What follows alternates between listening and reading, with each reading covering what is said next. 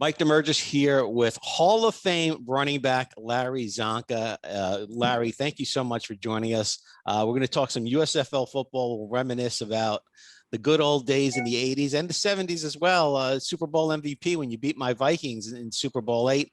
Also with us is Nick Matich. He's an attorney and lead counsel on the USFL versus Fox. But let's talk about the good old days of the USFL and how you got involved with that, Larry. Well, it comes down to a guy named Fred Bullard. He was the owner, the Jacksonville Bulls, who hadn't even been named yet. That was still up in the air. And he called me and said, I'd like you to be affiliated with the team. And I said, well, in what respect, Fred? And he said, we'd like to select some players from the NFL. We need someone to be a go-between that might be able to reach those players and see if we can draw some players over from the NFL. And I said, I'd like that. I'm retired. I'd like that. He said, the other thing we have to do is just a little kind of side thing, is we'd like to get the Gators, the Hurricanes, and the Bulldogs fan clubs of those three respective schools, Florida State, University of Florida, and University of Georgia, to all come together and support a common pro football team. And I sat up and put the phone a little closer and said, you want to do what? I said, it's one thing to start a new football team in the United States Football League. It's something else to get Gators and Hurricane fans to support a common thing. I said, that's going to be quite a task. I said, the part about the NFL players would be pretty easy, but the part about getting those booster clubs to be come together for a common purpose with a new professional franchise may be a real challenge. Make a long story short, because I like to make short stories long, so I'll cut to the chase. When the Jersey Generals came down and played in the Gator Bowl, those three fan clubs that I alluded to earlier put 72,000 people, 72,000 and change in one common game. Now you talk about being a credible league. I enjoyed that perhaps as much as some of the games I played in the playoffs in the NFL. To stand there and realize what we had accomplished in such a short time, to put that many people together that were used to booing and hissing at each other, to give them a common goal and put that together was quite an enterprise, was quite an undertaking. And to stand there in front of 72,000 or 73,000 people and see that happen, let me tell you something, all those fans and sons and daughters of those fans remember that day. It was quite a day in the Gator Bowl. I remember the game when the Generals being down there, like you said, the 70,000 fans, the emotion and the roar of the crowd. And I remember one particular game, the Generals wound up winning 28-26. But there was the Bulls had a game-winning field goal, and the ref said it didn't go over the upright. It went a little to the right of it. And it looked like it was good, and the Bulls should have won 29-28. I remember that game vividly. Where's Garo, your premium when you really need him, you know? So talk about the players you had on that team. Yeah, Keith Millard, Mike Rozier, you made a deal for Brian Sipe, and let's not forget about Vaughn Johnson. My God, what an impact he had with Jim Moore and the Saints as Sam Mills joined him from the USFL, and Bobby Hebert. Well, the names go on, and the stories trickle down over the decades now.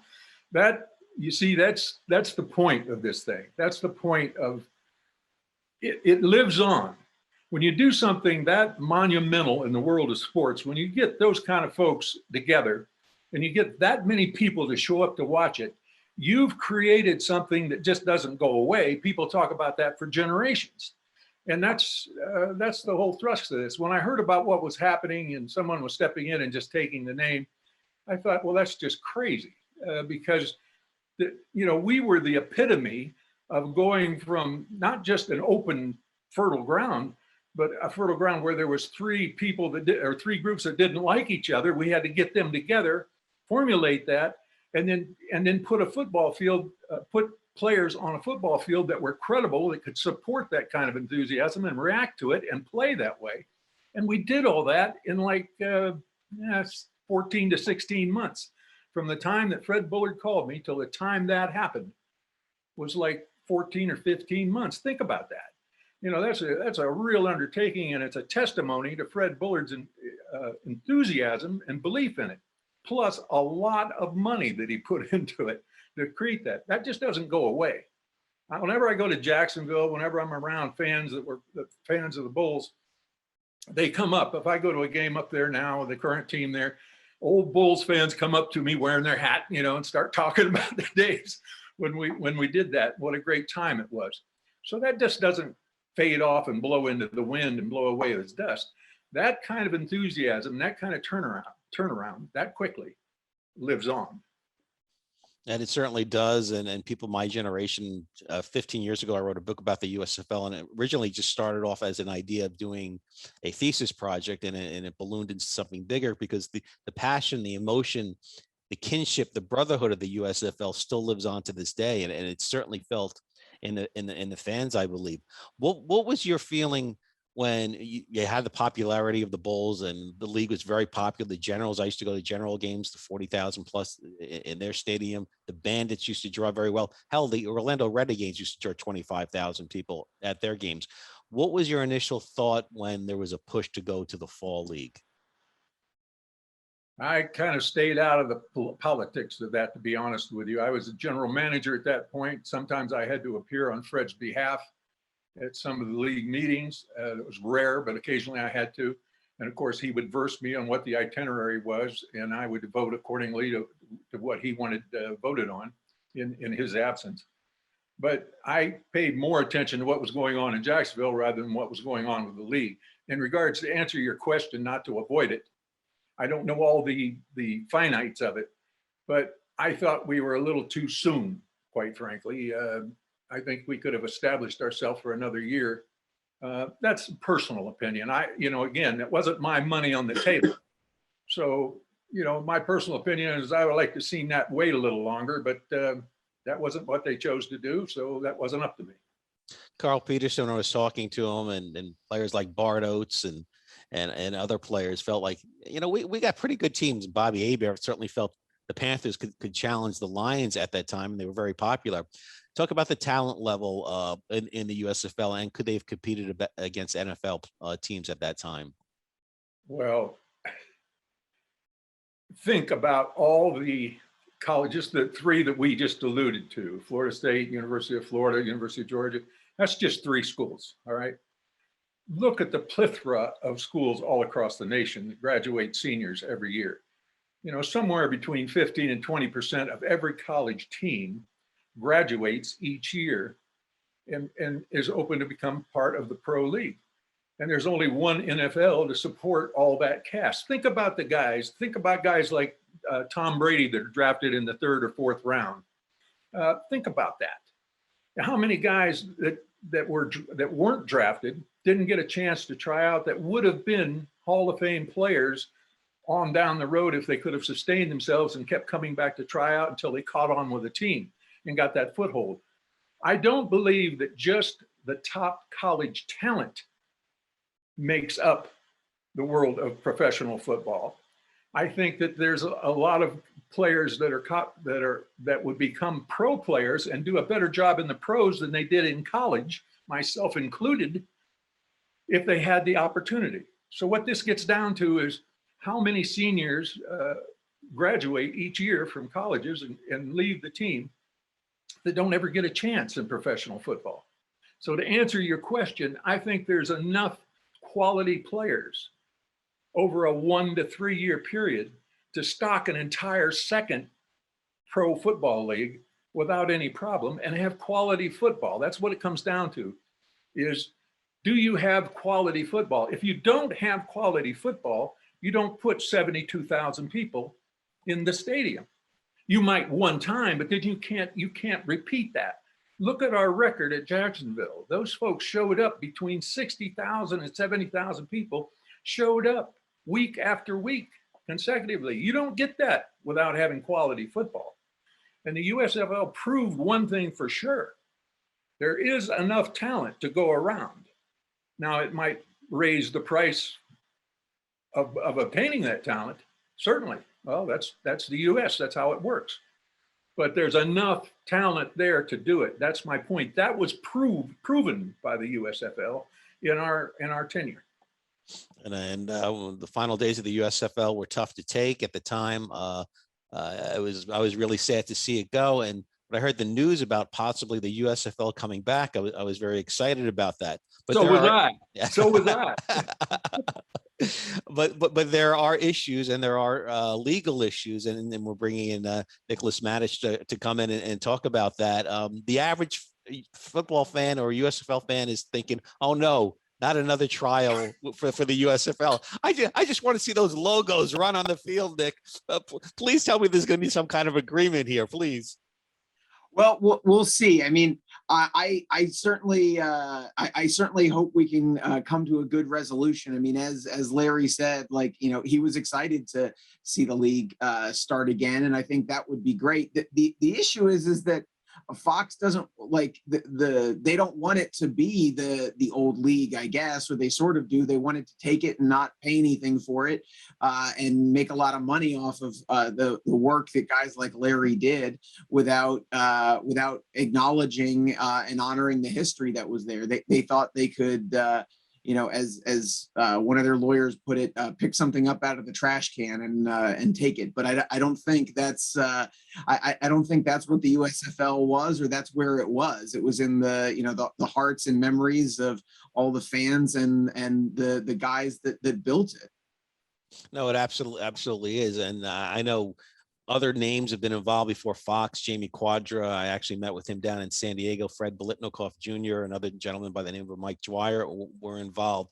What is the process when a entity, I guess, ceases to work, and then somebody else coming in and taking over? Is it like a house with squatters' rights? Or are we talking something totally different here? Well, this is that is not what was going on here. Here, the folks associated with the USFL, you know, continued to use the marks, you know, from the 1980s, and continued to sell goods and make movies and authorize books related to the USFL, and that's what matters, is that it was a continuing enterprise. But I mean, even if they hadn't, what you're not allowed to do under the law is tell the country, tell the fans that you are the original USFL when you have absolutely no connection to them. You know, if you want to, you know, name a football league, you can name a football league, but you can't tell people that you used to have Hall of Fame players when you didn't have a football league at all, let alone one with Hall of Fame players in it. So how many former owners or GMs, I know Carl Peterson's on that list, are in this lawsuit against Fox? So we've got 10 of the former owners, and then Larry is helping out as our spokesman, and help getting us kicked off. You know, starting the entity that holds all the IP rights to the old league, and but we've got reps from the Invaders, the Stallions, the Showboats, the Panthers. We've got the bulk of the teams represented, and of course the former executive director of the league, the last one that sort of continued managing its affairs after the league stopped playing, Steve Earhart. He's been using the marks for reunions, and the other owners have over the decades been, you know, whenever someone wanted to use the IP of the USFL or do something official with the USFL, been directing people to Steve.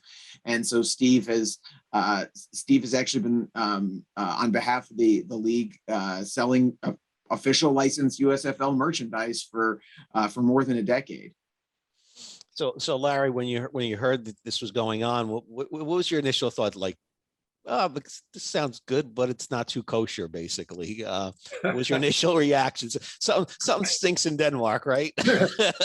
Well, it didn't at first. I thought, what a great thing is coming back. And, you know, I right away pictured the original folks. I pictured Bullard and the other owners coming together and starting the thing back up. And I was, you know, hopefully new blood coming in. And like I said, I was sitting by the phone. It'd be fun to see that come up again, because what a great time. There are even more quality players being available today than there was 20 or 30 years ago. So the talent is there to do it, to be a competitive league and come back up again, and, you know, put 70,000 people in there from different backgrounds. I was very enthusiastic. And then I heard it wasn't that group. And that kind of shocked me that, I just, I'm second generation Hungarian kid from Ohio. I grew up in this country, I was born and grew up in this country. And the way I saw things happen as I grew up, I just assumed that when I heard that the USFL was coming back, that it was the real USFL that was coming back. I didn't think about someone else just pulling a whole new vehicle into that space without some collaboration, without some agreement. And so it kind of shocked me. And then when I spoke, some of the fellows called me and said what was going on. I was as appalled as anyone. And the minute they said they needed a spokesperson, I put my hand up. I'd be happy to do that because I was there. I saw it happen and I saw how much work went into it, how much value. If that was just a flash overnight thing that didn't have a lot of work and hard work and plotting and getting together and conspiring how to get these folks all together and then turning out 72,000 and turning out quality football. That's why that 72,000 went on, is you put a quality product. We proved that you could put a quality product on the field with a number of college graduated players that were available to put on the field, that you can inspire an entirely another league because there's that much talent available. Think of all the young men that got that, the ones you alluded to, obviously, and some went on to be the Hall of Famers. But just think how many other fellows got a shot, got a time to get on a pro field and walk out. They played pro football in the USFL and we're proud of it. That doesn't just go away. That doesn't just fade into the night. It's still there and it's still recognizable and it will turn people out again. And we're talking with Larry Csonka, Hall of Fame running back, MVP of Super Bowl VIII as the Miami Dolphins crushed the Minnesota Vikings. Larry had 145 yards. Larry, the last time a running back won MVP in the Super Bowl was 1998.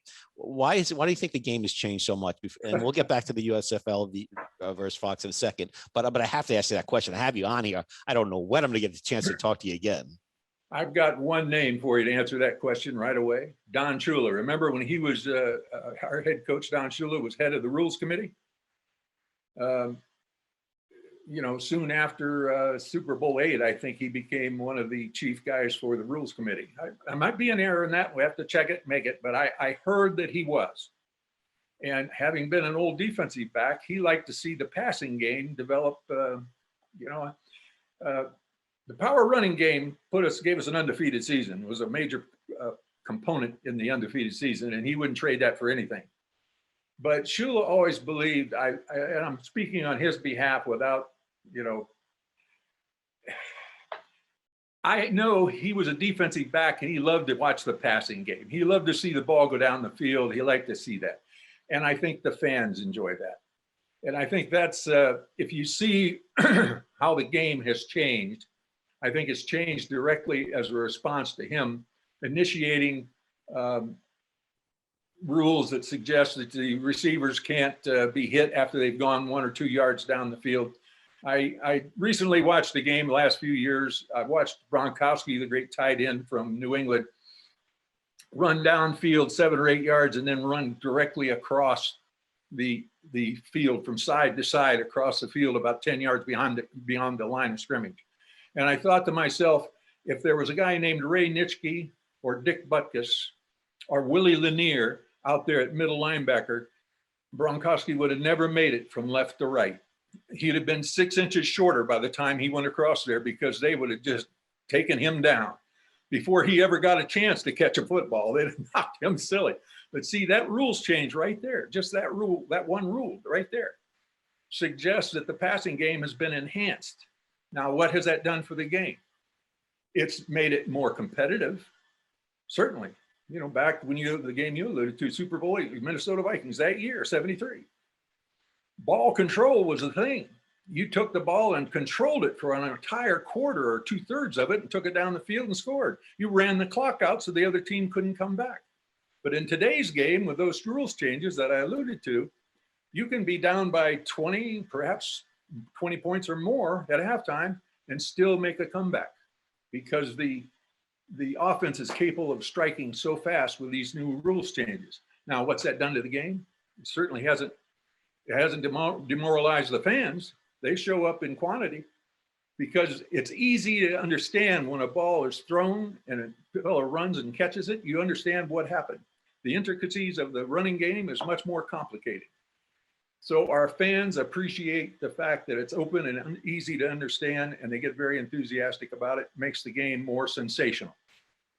So if you're talking about from then till now, those are the major changes. But that's a good thing because it keeps the public interested without necessarily having to memorize the rule book in their head. You can see it, you know what's happened. When you see a power running game, to understand the intricacies of that game, you have to have either been a running back, a lineman, or at least been affiliated with a team to understand how that all coordinates and how tough it is. When a ball is thrown and caught, self-explanatory. I think of Vince Lombardi. I get off on a tangent there. No, that's all right. I think of Vince Lombardi. You got a seal here and a seal here. Well, it brings to the fact of the popularity of football, and that's why we're having this conversation today, because people want more football. USFL had an 18-game schedule. We've seen the NFL go to 17 games. So Nick, when you first had conversations, so how'd you get from the spot where everybody made the awareness, something's not kosher here, to contacting you, Nick, and your conversations with Fox? Tell us, give us a little insight in that. I know you can't give too much because we're in the courts here, but give us some insight on that. Yeah, so this actually started basically as soon as Fox made their announcement. Steve Earhart, the league executive director, he reached out to Fox basically immediately, multiple times, saying, hey, what are you guys doing here? And they brushed him off. Then the former owners and some other folks got together with one of the league's former lawyers and sent a letter to the Spring League, which was the entity registering some of the team name marks, and said, hey, what are you guys doing here? And they said, they brushed him off again. And at that point, you only had the USFL, the announcement they were going to use the USFL marks. We didn't know what team names they were going to use. But even after, being asked twice what's going on and being, rejected, the Fox went ahead and made their announcement where they talked about how they're going to use all the old team names too. So if there was any doubt that they were trying to appropriate the legacy of the original league, it certainly became clear then. So then after that is when my firm started to get involved. And where do we go from now? We're talking weeks away from kickoff, April 16th. The Generals play the Stallions. Where do we stand? Yeah, so we have filed a complaint in federal court in Los Angeles, where Fox is headquartered, and we are asking the judge for a preliminary injunction, meaning asking the judge to tell them they have to stop using our name and our legacy. Fox is more than welcome to move ahead with its own football league, but they need to call it the Fox Football League or something like that, or they need to come and talk to us. Because we'd be happy to help them build the legacy and the history of the league. Like Larry said, he was excited. I think all the owners were sort of a mix of excited and puzzled, but at the possibility of continuing to build what they did in the 1980s. But we're going to get a ruling from the judge on our preliminary injunction motion, and then hopefully we'll that will make Fox come to the table or decide to use their own name. This might not be a fair question, but what do you want, Larry? What do the other owners want ultimately from Fox? Well, I can't speak on behalf of the owners. I'm not one. I was paid by the USFL when I was there. Was very happy about it, but I'm sure they want some recognition, and I'm sure they want to own their name. So it's, as far as I'm concerned, it's fairly obvious. There was a tremendous enthusiasm. We'd like to see that enthusiasm come back, and certainly would like to be a part of it. Yeah, I can't imagine Michigan Panthers, taking the field and not having Bobby Hebert or Anthony Carter on the sidelines, or the Generals without Herschel Walker or Doug Flutie. Certainly not. So Nick, so what do you think? What do you think that Fox will make an agreement here, or because they're up against it here? They're under the deadline here. Yeah, so I don't, I mean, I can't speak for Fox. Obviously, I don't represent Fox. But the we're excited if someone wants to invest money in our name and our legacy that we built and have been continuing to use over the years, because they recognize the value that we've recognized in it. That's fantastic. But what we won't stand for is someone just coming in and taking it from us, much less taking it and telling us we can't use it, because we've been selling merchandise under the mark to USFL fans, and Fox started writing threatening letters to the people that were making the t-shirts for us, and that's entirely inappropriate and ridiculous that we would have to stop using our name so that they can use it and be the only people to make money off of it. Law cases and decisions are based on other cases, so it's kind of like you look back and see, oh, this case for this case, so lawyers reference that. Should people that have copyrights and intellectual property and other such things be concerned about the verdict here?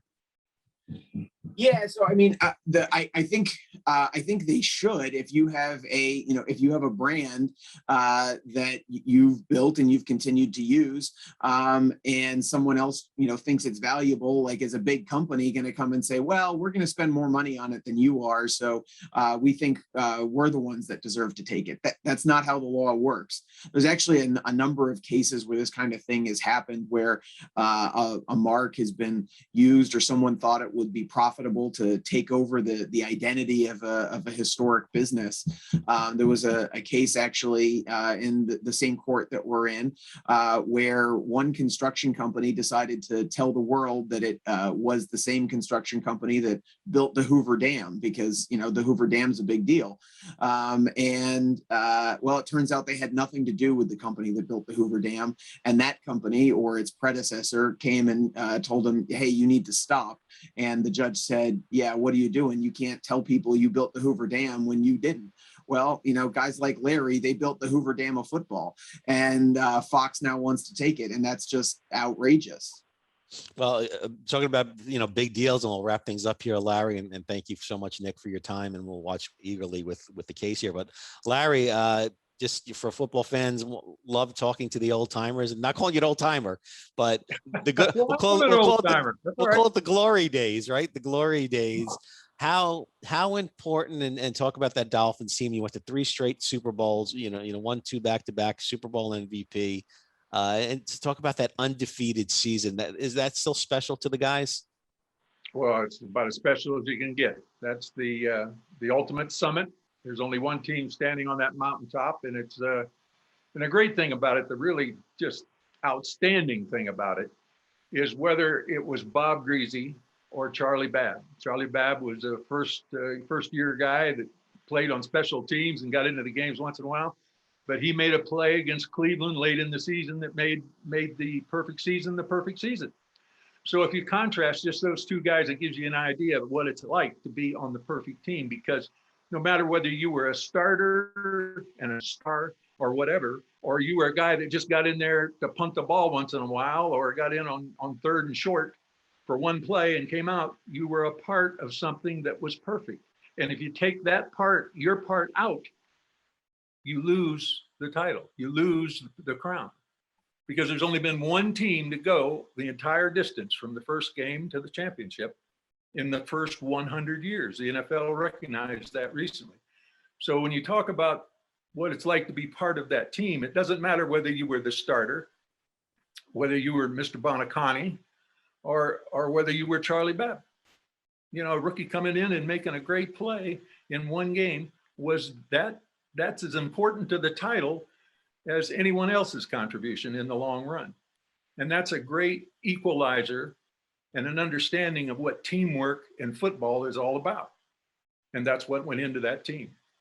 And it must be hard for you over the years to lose guys. Of course, Don Shula, Nick Bonacani recently, Jim Kick. It's got to be hard to lose these teammates and dear friends over the years. Well, that's life. That's what happens. And I'm very thankful to be still standing, being able to talk about those great fellows. It is tough to go on and see them go by the side.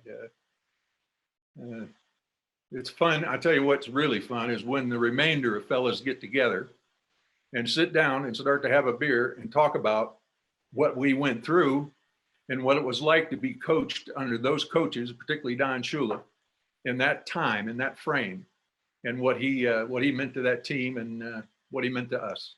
He was a great coach and had some really great, deep insight for what makes pro football what it is today. And on behalf of football fans, what you guys do, leave everything on the field. It's important to us. We love the game and we respect the players that have given so much, like yourself. And for me, it is an honor. And I didn't grow up a Dolphins. It is an honor to be talking to you. And I appreciate everything you did. And I hope you get another cruise line commercial. I remember you did a cruise line commercial when you were exercising. I mean, we can't get enough Larry Csonka, and we need to, give our running back some respect. And I just want to thank you and thank you for the USFL.